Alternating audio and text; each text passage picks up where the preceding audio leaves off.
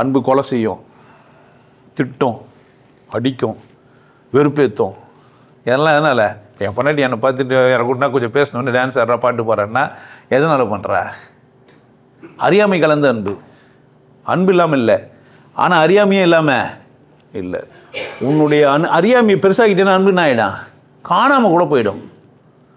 புரியுதா? அன்பு இருக்குது, ஆனால் கூட என்ன இருக்குது? உங்கள் அறியாமை மட்டும்தான் எடுக்க பார்ப்பேன், அன்பு எடுக்கலை நான். நீங்கள் அன்பானவராக மாறுறதுக்கு என்ன செய்யணும்? நீங்கள் செத்துருவேன்னு தெரிய மாட்டேங்குது உங்களுக்கு.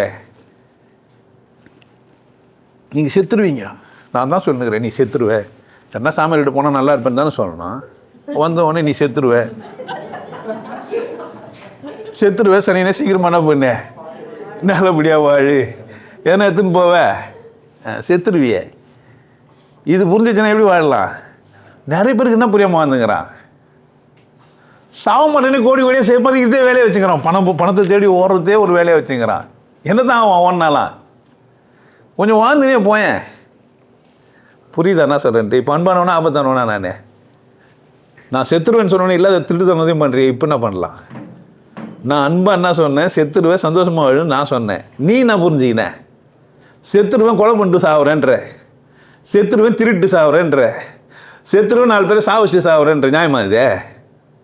நீ செத்துருவேன்னா மற்றவங்களை சாவச்சிருன்னு சொன்னேண்ணா?